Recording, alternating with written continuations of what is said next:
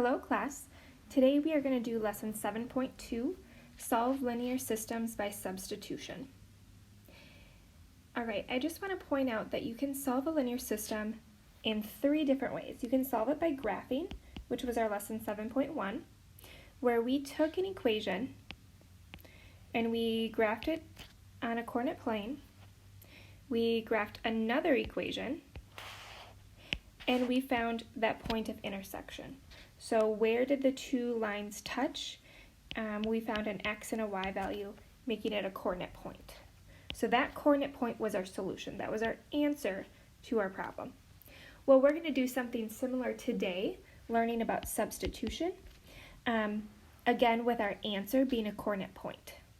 And we'll learn about elimination in lesson 7.3 and 7.4. So that word substitution, it's very similar to like a substitute teacher. It means that somebody is filling in for somebody else. Or in this case, it means an expression could be filled in for something else. So looking at our steps, it says solve one of the equations for one of its variables. Step 2 says substitute the expression from step 1 into the other equation and solve for the other variable. And then step 3 says substitute the value from step 2 into the revised equation from step 1 and solve. So these steps may appear confusing just by looking at the words. So let's actually go ahead and try this in an example. All right, so the directions for these examples say solve the linear system by using the substitution method. So looking at number 1, we're going to go back to our step 1, and it says solve one of the equations for one of the variables. So that means we either need an x equals something or a y equals something. So let's look at example 1. I'm noticing that this first equation, we have an x equals something. Okay, this is what we want. This means that step 1 is already done and we don't need to do any more for step 1. Now step 2 says substitute the expression from step 1 into the other equation and then solve for the other variable. So all of this stuff right here was equal to our x.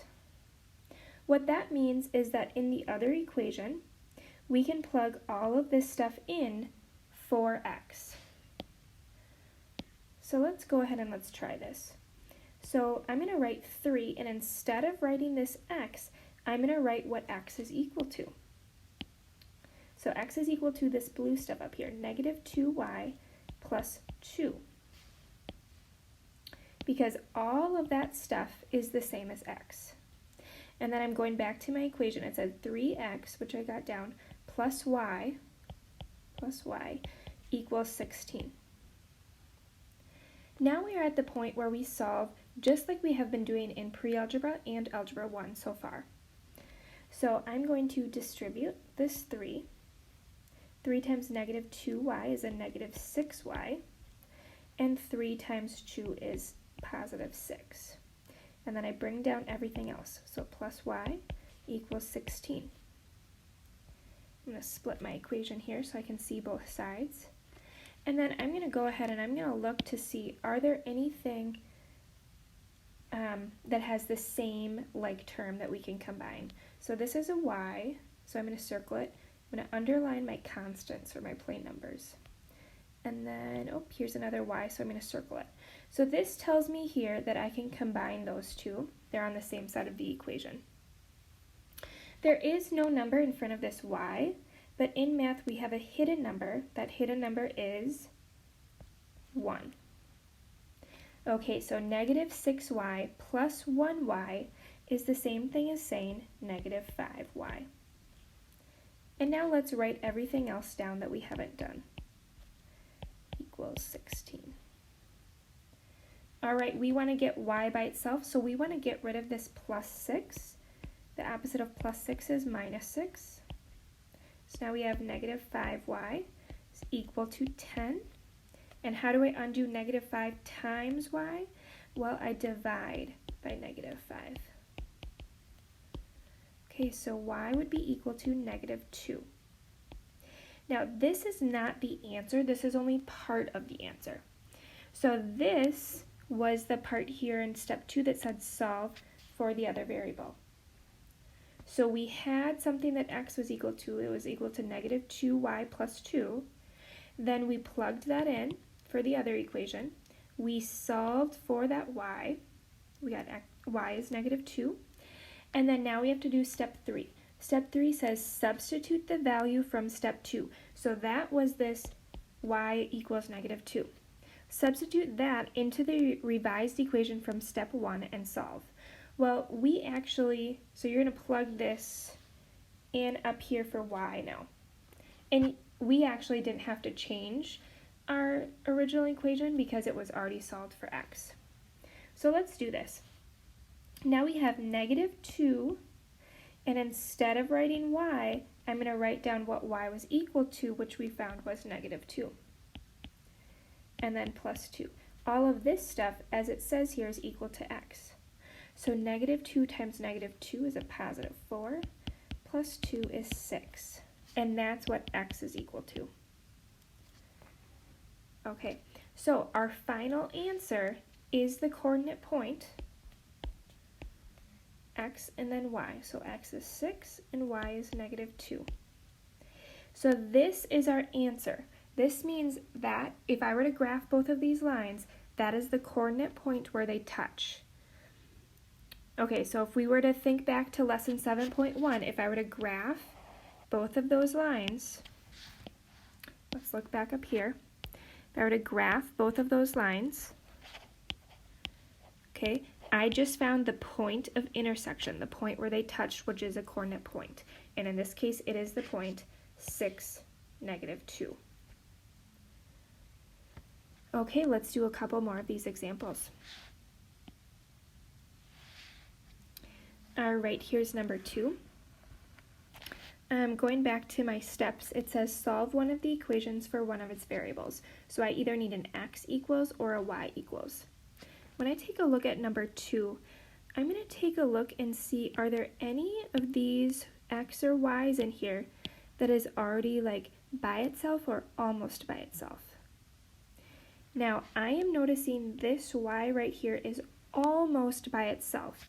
We would have to, for it to be by itself, we would have to get rid of this 2x.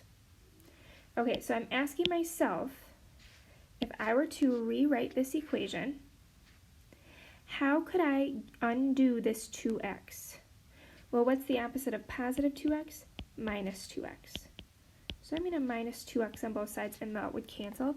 Now I have y by itself. So this equation, this new equation, is the same thing as saying y equals -2x minus 3. And I cannot combine this -2x and this 3 because they are not like terms. One has an x and one is just a plain number or a constant.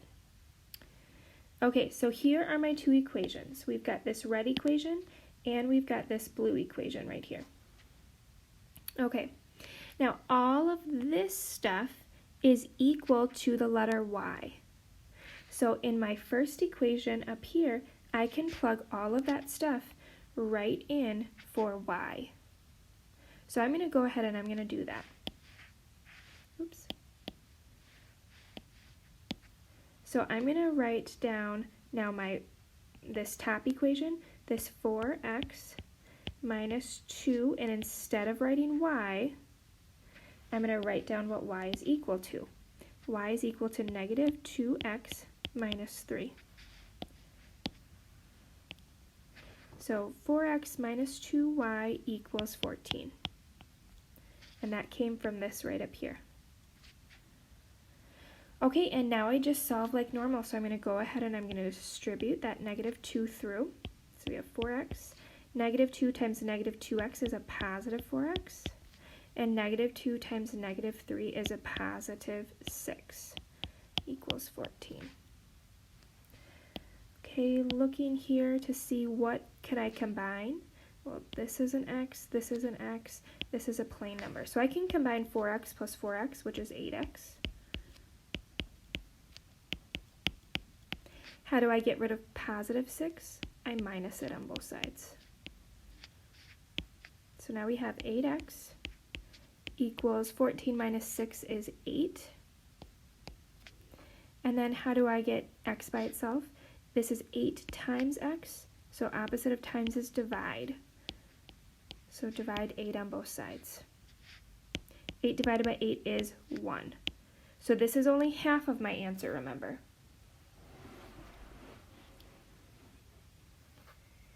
Okay, now we can take this x and we can now plug it in to this revised equation in for x. So we're going to take this positive 1, and plug it right in there for x. So y is equal to negative 2, and instead of writing x, I write the number 1 minus 3. I got that equation from right up here. All right, negative 2 times 1. So y is negative 2 times 1, which is negative 2 minus 3. And then negative 2 minus 3 is negative 5. So my final equation, this is the other half, my final equation is xy. So x is 1 and y is negative 5. So that is my answer, not equation. I said equation earlier. I meant coordinate point. My final coordinate point is 1, negative 5. Again, that is the point where if I were to graph these two lines, that is the point where those two lines intersect, is at the point 1, negative 5. Okay, we do have 2 more examples to work through. I think normally in class I would probably have you try these on your own, but I will just work through them with you on this video. Feel free to pause it though and try them on your own first and then replay the video. Okay, so we're still solving by using the substitution method. My first step is to solve one of the equations for one of its variables. And where do I know what those steps are? They are right at the top of my notes right here. Okay, so going back. So is one of these equations in example 3, is it already solved for x or y? This right here is solved for y. Y is by itself. So I can plug this into the other equation for the letter y. Okay, so I'm going to do that. So I have 5x minus 4, and instead of writing y, I'm going to write down what y is equal to, which is 6x plus 5. And then I keep writing what is the rest of the equation. It equals negative 1. All right, so all this stuff in blue comes from this top equation right here. And now I solve just like I normally would. So I'm going to distribute. Negative 4 times 6x is a negative 24x. Negative 4 times 5 is a negative 20. And let's see if anything, if there are any like terms that I can combine. So we have a 5x and we have a negative 24x. Those two have the same, they both have an x in them, so they're like terms, we can combine them. 5x minus 24x is a negative 19x, and then minus 20 equals negative 1. I want to get x by itself, so I want to get rid of that plain number, that constant, negative 20. The opposite of minusing 20 is adding 20. So now we have negative 19x equals 19. How do you get rid of negative 19 times x? The opposite of times is to divide. So we're dividing both sides by negative 19. So x is equal to negative 1. And this is half of your answer. We need the other half.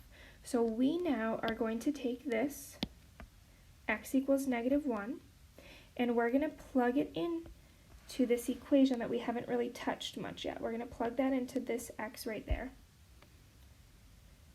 So we have y is equal to 6 times x, but instead of writing x, I write what is x equal to, which is negative 1. plus 5. Where did that come from? It's this equation right up here in red. All right, 6 times negative 1 is a negative 6. Negative 6 plus 5 is a negative 1. So y is equal to negative 1. So that is the other half of our answer. So our coordinate point, our final solution for this problem, is x is negative 1 and y is negative 1. Again, that is the point. If I were to graph both of those equations, that is the point where they touch, where they intersect. And you are definitely welcome when you do your assignment.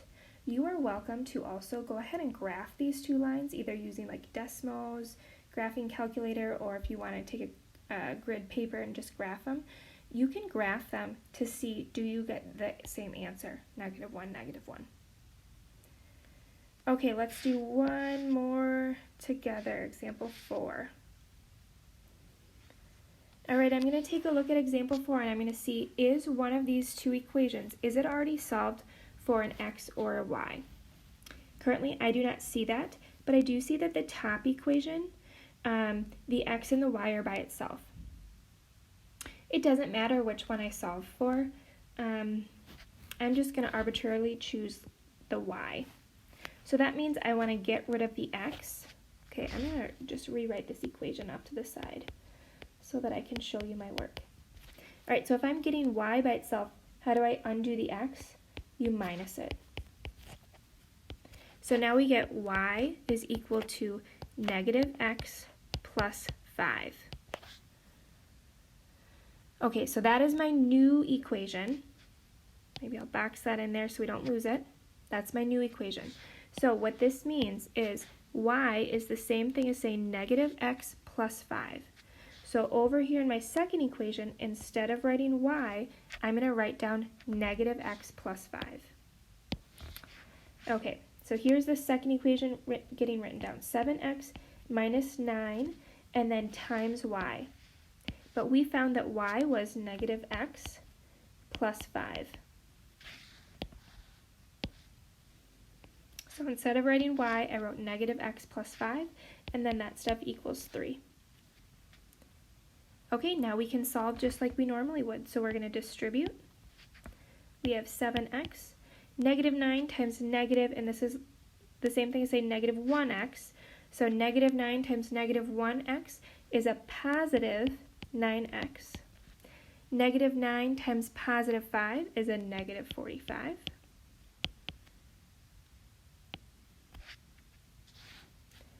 Okay, and let's see if there are any terms that we can combine. So I'm going to circle 7x. I'm going to also circle 9x because they both have an x in it. And negative 45. Negative 45 is not the same term, so we don't circle it.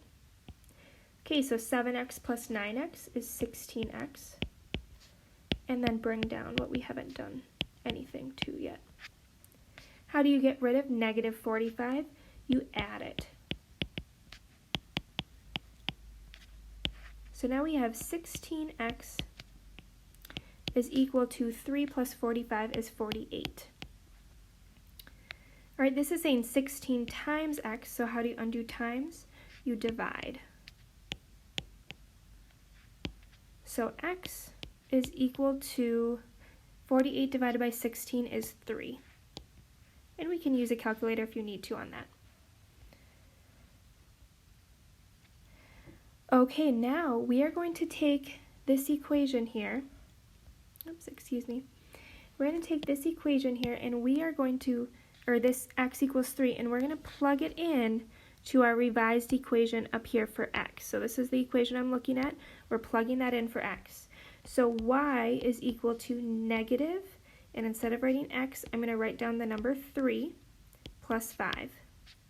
So this is saying negative 3 plus 5 is a positive 2. So y is equal to 2. Okay, so my final answer is the coordinate point, x and then y. So 3 and then 2. That is my solution. That is the coordinate point where those two lines touch. Okay, I hope you enjoyed our lesson for today, lesson 7.2 on solving linear systems by substitution. Thank you for watching and see you next time.